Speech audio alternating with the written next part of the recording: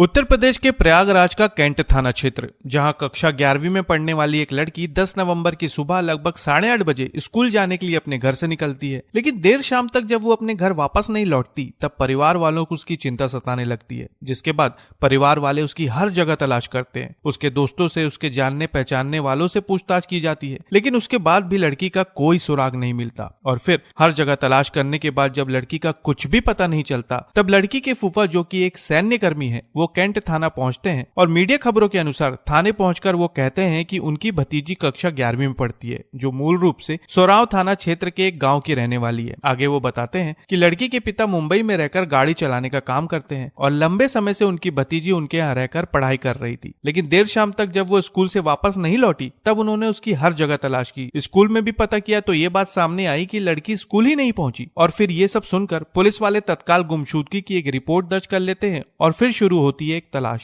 सैन्यकर्मी के बयान के अनुसार पुलिस कैंट थाना क्षेत्र में लगे हर सीसीटीवी कैमरों की जांच करती है और कई सीसीटीवी फुटेज खंगालने के बाद उन्हें 10 नवंबर की सुबह करीब 8:45 पर लड़की का एक फुटेज दिखाई देता है, जिसमें वो ई रिक्शा में बैठकर कटरा की ओर जा रही थी। जिसके बाद पुलिस ट्रैफिक चौराहा, जहाज चौराहा, कचहरी समेत अन्य जगहों में लगे सीसीटीवी कैमरों की जांच की जाती है, लेकिन इसके बाद वो किसी भी फुटेज में दिखाई नहीं देती। अब पुलिस लगातार लड़की की तलाश में लगी हुई थी, लेकिन उसका कुछ भी पता नहीं चल रहा था। लेकिन फिर अगले दिन पुलिस को थरवई क्षेत्र के कानपुर वाराणसी हाईवे के पास छात्रा का स्कूल बैग लावारिस हालत में मिलता है और जब पुलिस उस स्कूल बैग की जांच करती है, तब उन्हें उस बैग में एक आधार कार्ड, कुछ किताबें, एक शीशा मिलता है। और फिर जब उस बैग को और टटोला जाता है तो उसमें से एक सिंदूर की डिबिया मिलती है। अब बैग में मिली सिंदूर की डिबिया को देखकर पुलिस वाले भी हैरान रह जाते हैं कि आखिर एक छात्रा के बैग में एक सिंदूर की डिबिया क्या कर रही थी। और फिर जहां पर यह बैग मिला था, पुलिस उसके आसपास के इलाकों की अच्छी तरह से छानबीन करती है, लेकिन वहां पर उन्हें कुछ भी नहीं मिलता और लगातार तलाश जारी रहती है। अब पुलिस लड़की की तलाश कर ही रही थी कि तभी गंगा पार थरवई स्थित लखरवा गांव के कुछ लोगों को सुबह सुबह एक अजीब सा नजारा देखने को मिला। उन्होंने देखा कि कुछ कुत्ते लगातार जमीन को खोद रहे हैं। इसके बाद जानकारी मिलते ही गांव वाले दौड़ते हुए उस जगह पर पहुंचे और जैसे ही वे लोग वहां पहुंचे, वहां का नजारा देखकर उनके हाथ पांव कांपने लगे। उन्होंने देखा कि जिस जगह पर कुत्ते मिट्टी खोद रहे थे, वहां पर एक इंसानी हाथ जमीन से बाहर निकला हुआ था। और जैसे गांव के लोगों ने ये सब कुछ देखा, उन्होंने तत्काल इसकी सूचना पुलिस को दी। कुछ ही देर में पुलिस मौके पर पहुंच गई, जिसके बाद मिट्टी को खोदकर वहां से शव बाहर निकाला गया। शव किसी लड़की का था और देखकर साफ पता चल रहा था कि शव करीबन 3 से 4 दिन पुराना है। सबसे हैरान करने वाली बात यह थी कि कुछ समय पहले जहां पर छात्रा का लावारिस स्कूल बैग मिला था, वहां से करीबन 1 किलोमीटर की दूरी पर लड़की का शव बरामद हुआ था। शव बरामद करने के बाद पुलिस ने अच्छी तरह से जगह का मुआयना किया और फिर मॉर्चुरी में गुमशुदा लड़की के परिजनों को शव की शिनाख्त करने के लिए बुलाया गया।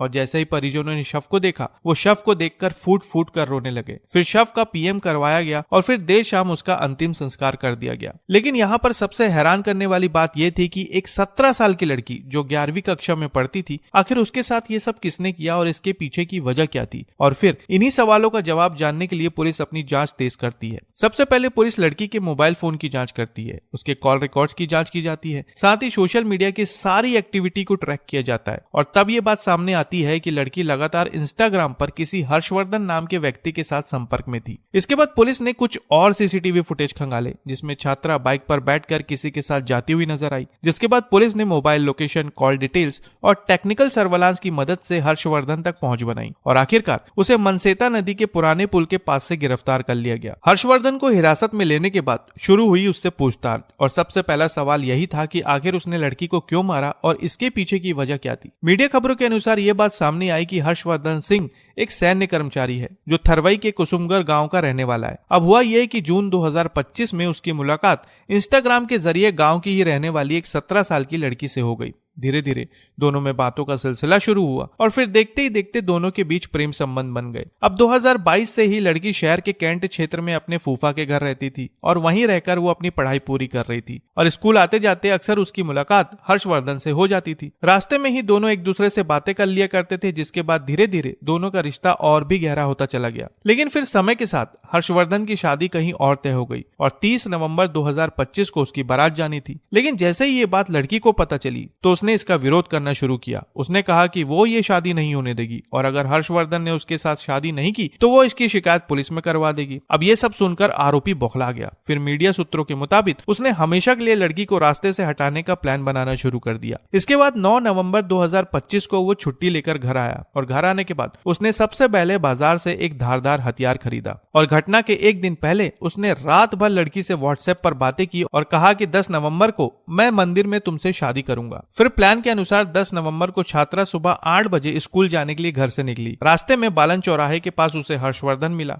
उसने छात्रा को अपनी बाइक पर बैठाया और अपने साथ ले गया। दिन भर वो उसे कंपनी गार्डन घुमाता रहा। फिर शाम को 5 बजे वो उसे थरवई के लखरवा गांव के एक बाग में ले गया और मौका देखकर अचानक उस पर हमला कर दिया। पूछताछ में यह भी सामने आया है कि छात्रा अपने साथ सिंदूर की डिबिया लेकर आई थी और आरोपी से जिद कर रही थी कि वो उसकी मांग में सिंदूर भरकर शादी करे। इस घटना को अंजाम देने के बाद हर्षवर्धन ने शव को दफना दिया और घटना स्थल से सबूत मिटाने की पूरी कोशिश की। उसने मोबाइल ब्राउजर पर यह भी सर्च किया कि मोबाइल की चैट हिस्ट्री किस तरह से डिलीट करें। कहा जा रहा है कि इस मामले में लड़की का घर घटना स्थल से करीब 1.5 किलोमीटर की दूरी पर था और हर्षवर्धन उस जगह को अच्छी तरह से जानता था, इसलिए उसने अपने प्लान को अंजाम देने के लिए ये इलाका चुना। इस खुलासे के बाद पुलिस ने हर्षवर्धन के खिलाफ मामला दर्ज कर लिया है और उसे न्यायिक हिरासत में भेज दिया है। लेकिन इस घटना से आप समझ सकते हैं कि लगातार इस तरह के मामले सामने आते जा रहे हैं जहां सोशल मीडिया के जरिए इस तरह के जुर्म लगातार जन्म ले रहे हैं। इसलिए साथियों, सोशल मीडिया का इस्तेमाल बेहद सावधानी के साथ करें और सोशल मीडिया पर किसी भी अनजान व्यक्ति के साथ संपर्क बनाने से पहले